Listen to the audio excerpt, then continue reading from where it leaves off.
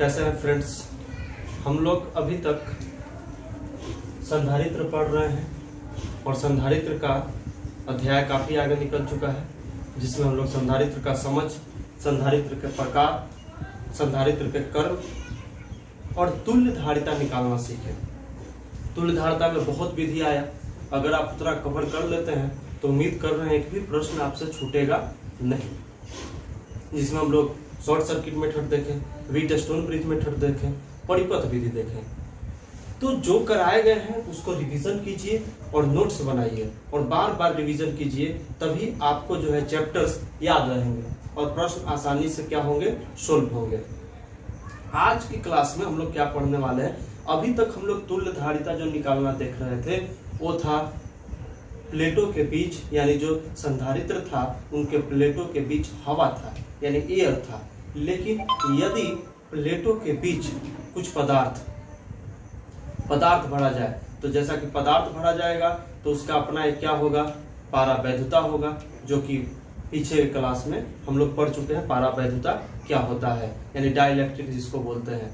तो यदि प्लेटों के बीच पारावैधुता यानी डाइलेक्ट्रिक मटेरियल्स भर दिया जाए, फिल कर दिया जाए, तो उसका धारिता, तुल्य धारिता किस तरह से हम लोग ज्ञात करते हैं, उसके बारे में आज के इस क्लास में हम लोग देखने वाले हैं। उम्मीद कर रहे होंगे क्लियर हो गया होगा क्या आज हम लोग पढ़ने वाले हैं। यानी कि अगर प्लेटों के बीच डाइलेक्ट्रिक मटेरियल्स यानी कि यौगिक पारावैधुत भर दिया जाएगा तो उनका धारिता क्या होगा। वही चीज यहाँ पर लिखा गया है कि यौगिक पारावैधुता वाले समानांतर संधारित्र की धारिता। तो एक चित्र हम लिए हैं, सबसे पहला क्वेश्चन लिए हैं, सबसे फर्स्ट ऑफ ऑल पहला क्वेश्चन लिए हैं यहाँ पर संधारित्र का, और यहाँ दिखाया गया है कि इसके प्लेटों के बीच तीन पदार्थ भरा गया है जिनका पारावैधुता, अपेक्षित पारावैधुता यानी डाइलेक्ट्रिक कांस्टेंट K1 है, K2 है और क्या है, K3 है। तो यदि तीन इसमें पदार्थ भर दिया जाए यानी फिल कर दिया जाए एयर के जगह, तो इसका जो है तुल्य धारिता या तुल्य विद्युतशीलता निकालना चाहें तो कैसे ज्ञात करेंगे, उसके बारे में हम लोग देखने वाले हैं। तो उम्मीद कर रहे हैं आपको प्रश्न समझ में आ रहे होंगे। सबसे पहले यहाँ चेक करना है कि कितना संधारित्र बन रहा है। तो आपको दिखाई दे रहा है कि तीन मटेरियल्स भरे गए हैं, तो यहाँ पर जो है अगर आप चार्ज लगाते हैं तो तीन संधारित्र बन रहे हैं। एक इनके प्लेटों के बीच प्रेरण विधि द्वारा यहाँ चार्ज आ जाएगा, फिर यहाँ पर चार्ज आ जाएगा, फिर यहाँ पर चार्ज आ जाएगा, फिर बाहरी सतह पर चार्ज आ जाएगा और फिर इस सतह पे आ जाएगा। तो यहाँ तीन जो है संधारित्र बन रहे हैं। फर्स्ट संधारित्र इस प्लेट के बीच, दूसरा संधारित्र इस प्लेट के बीच और तीसरा संधारित्र इस प्लेट के बीच।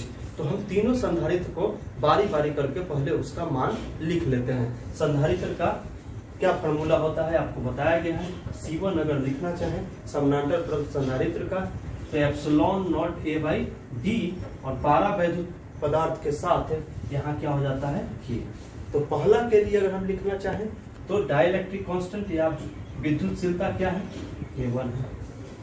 एरिया तो यही है, लेकिन पहले अगर डिस्टेंस D था तो इनके प्लेटों के बीच तीन भाग में बटा है, तो ये जो प्लेटों के बीच का दूरी है वो D बाई क्या है, 3 है।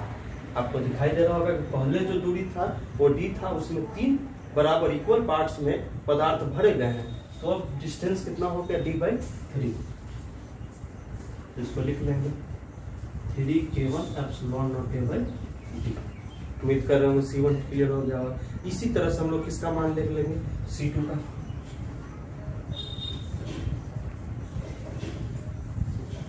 और इसी तरह से हम लोग किसका मान लिख लेंगे, C3 का।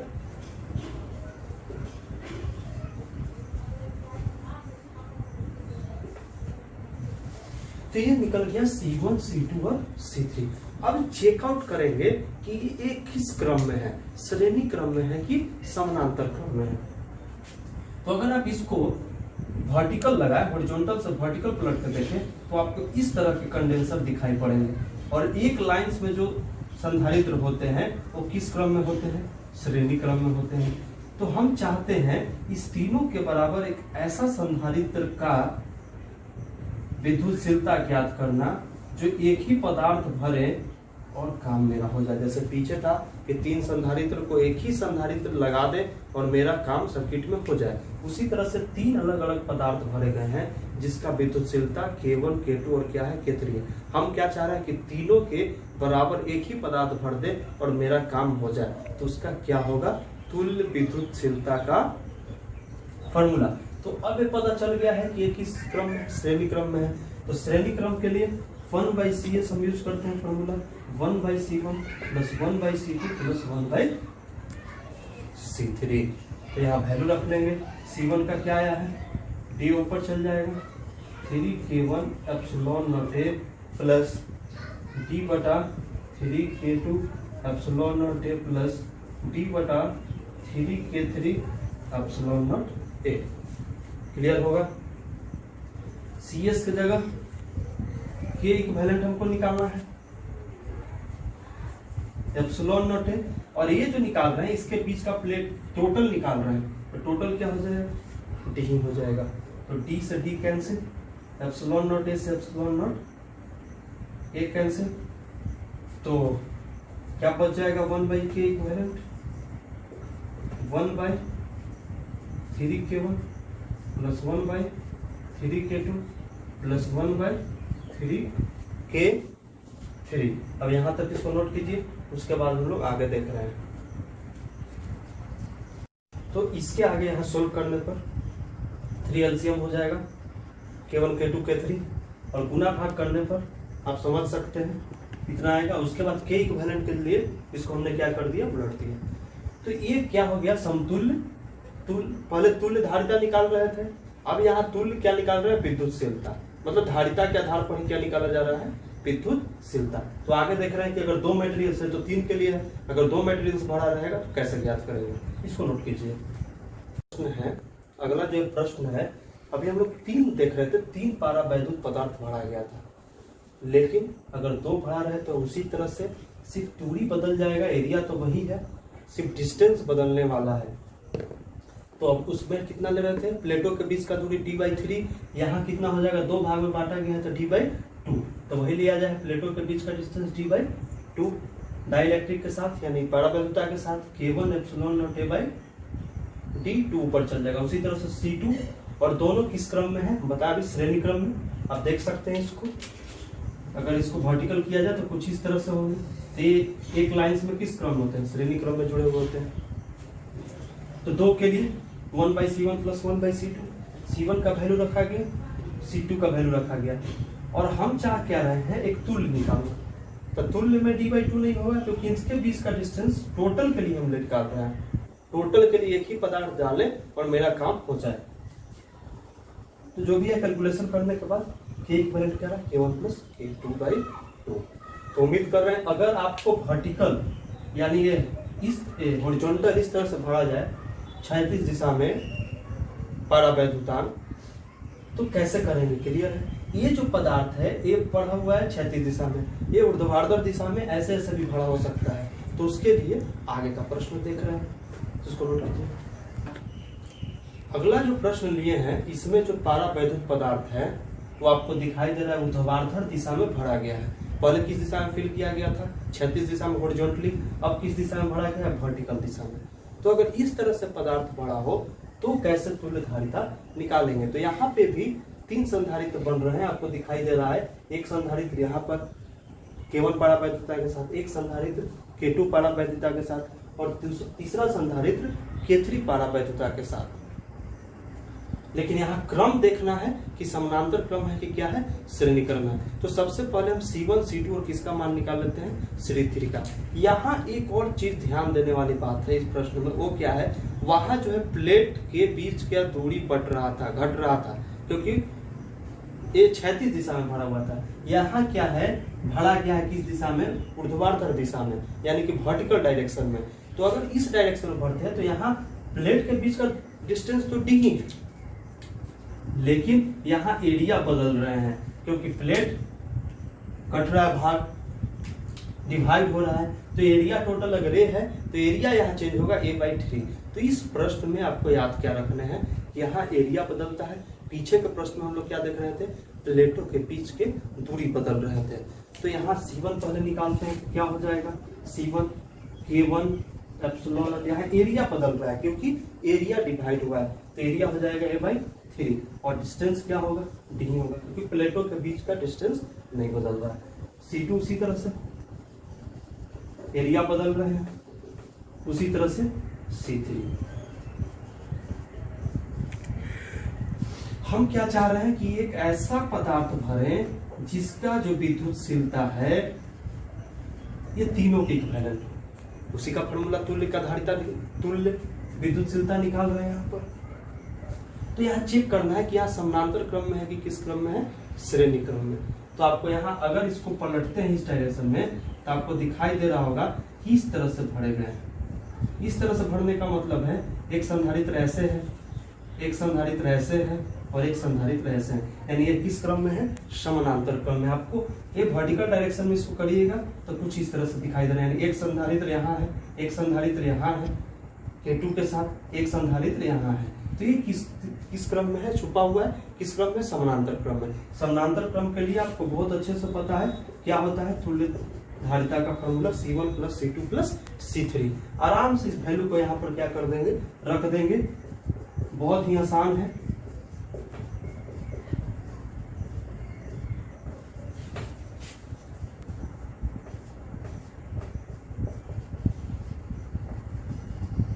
K3 एप्सिलॉन नॉट A/3 छूट रहा है, अब ध्यान देते जाइए। और निकालना क्या है, एक इक्विवेलेंट निकालना है और वहां पर एरिया क्या है, A है, जो कट रहा है उसको काट दीजिए तो क्या हो जाएगा, K1 + K2 + K3/3। उम्मीद कर रहे हैं ये क्लियर हो गया होगा कि अगर क्षैतिज दिशा में भरा जाए या ऊर्ध्वाधर दिशा में भी भरा जाए तो किस तरह से प्रश्न को हल करेंगे, इसको नोट कर लीजिए। इसी तरह से दो अगर पारा, अभी 3 के लिए हम लोग देखें, 3 पदार्थ भरे रहेंगे, तो अब क्या देख रहे हैं 2 के लिए। तो यहाँ क्या ध्यान देने वाली बात है कि यहाँ 2 भाग में बट रहा है, यानी एरिया यहाँ हाफ हो रहा है। पीछे एरिया कितना हो रहा था, 1/3 1/3 1/3। तो जो याद करना है उसी को ध्यान दीजिए, बाकी तो प्रोसेस सेम है। यहाँ एरिया 2 भाग में बट रहा है तो ये बाई क्या लेंगे 2D, ये बाई क्या लेंगे 2D। उसी तरह से पता चल गया आपको किस क्रम में है, समानांतर क्रम में है, तो C1 + C2 वैल्यू रख दिए। CP के लिए हम निकालना चाह रहे हैं वैल्यू, तुल्य कट गया, और जो भी है कैलकुलेशन करने के बाद K1 + K2 यहाँ 2 हो जाएगा। तो उम्मीद कर रहे हो समझ में आ रहा होगा, इसको नोट कीजिए। ये जो प्रश्न लिखा गया है पारावैधता के साथ पढ़ रहे संधारित्र, ये बहुत इंपॉर्टेंट है, बोर्ड के आधार से बहुत इंपॉर्टेंट है। VBA लिखा गया है, 5 नंबर में पूछे जाते हैं व्यंजक प्राप्त करने के लिए। अभी तक जो भी हम देख रहे थे उसमें पारावैद्युत पदार्थ पूरा में भरा हुआ था, संधारित्र के प्लेटों के बीच क्या था, पूरा में भरा हुआ था। अगर आंशिक रूप से भरा हुआ है, यानी कुछ जगह तक ही भरा है, पूरा गैप है उसके बीच नहीं भरा जाए, तो अगर आंशिक रूप से भरे जाते हैं, जैसे ये आंशिक रूप से कितना दूर तक भरा गया है, T तक, जैसा लिखा गया है क्वेश्चन कि T मोटाई का पारावैद्युत पदार्थ है जिसका विद्युतशीलता क्या है, K है। तो समानांतर संधारित्र के प्लेटों के बीच आंशिक रूप से होने पर तुल्य धारिता का व्यंजक प्राप्त करें। तो अगर पूरा में नहीं भर के आंशिक रूप से भर देते हैं T मोटाई तक, तो इसका धारिता क्या हो जाएगा, धारिता का व्यंजक क्या होगा। उम्मीद कर रहे होंगे प्रश्न आपको समझ में आ गया होगा, और ये बहुत इंपॉर्टेंट है बोर्ड के हिसाब से। ये प्रश्न पूछे जाते हैं, बार बार पूछे गए हैं और फिर पूछे जाएंगे। तो यहाँ कैसे करेंगे, तो यहाँ सबसे पहले फिर से चेक करेंगे कि कितना संधारित्र बन रहा है। तो यहाँ जो है 2 संधारित्र बन रहे हैं, आप देख सकते हैं। एक जो संधारित्र है वो बन रहा है पारावैधता के साथ, क्योंकि अगर यहाँ प्लस होगा आवेश देंगे तो यहाँ माइनस हो जाएगा, और फिर इस पर प्लस हो जाएगा प्रेरण विधि से, और फिर इस पर माइनस हो जाएगा, और फिर इस पर प्लस हो जाएगा बाहरी पर, और फिर प्लेट पर क्या आ जाएगा, माइनस आ जाएगा। कहने का मतलब एक बन रहा है इस हवा वाला के साथ संधारित्र, और एक किसके साथ बन रहा है, पारावैद्युत पदार्थ के साथ। ध्यान से इस फिगर को समझिए आप। एक बन रहा है एयर के साथ और एक बन रहा है डाइलेक्ट्रिक यानी पारावैद्युता के साथ। ठीक है, दो संधारित्र बन रहे हैं, क्लियर हो गया होगा। तो हवा वाले संधारित्र के लिए बात करेंगे।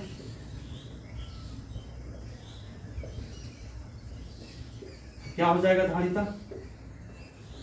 एप्सिलॉन नॉट ए। हवा के लिए के नहीं होता है, के का मान 1 होता है।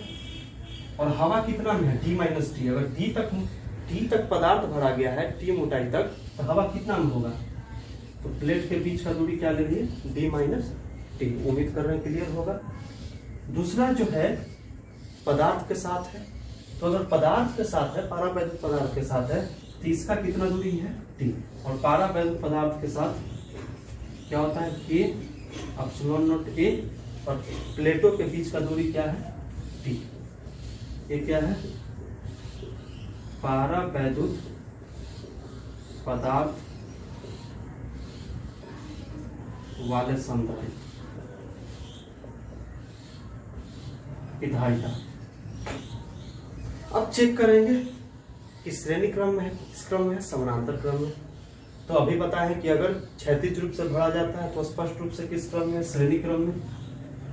तो यहाँ सी एस क्या हो जाएगा श्रेणी क्रम के लिए? C1 C2 बटा C1 प्लस C2। ये फॉर्मूला होता है दो के लिए, वैल्यू रख देते हैं।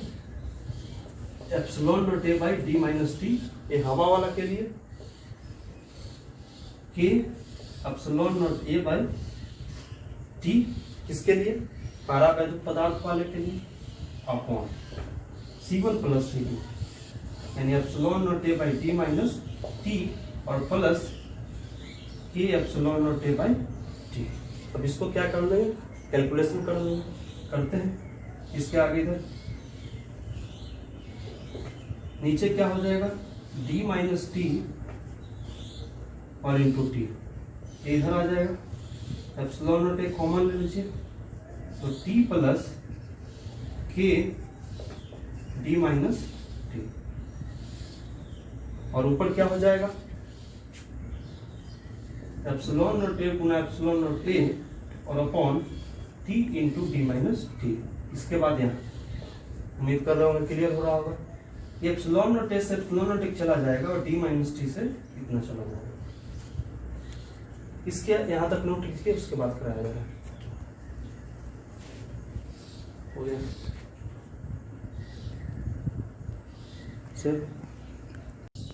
इसके आगे यहाँ पर लिखा गया, ऊपर में क्या बच गया? के एप्सिलॉन नॉट ए और नीचे में क्या बच गया? टी प्लस के इंटू डी माइनस टी, जो कि लिखा गया।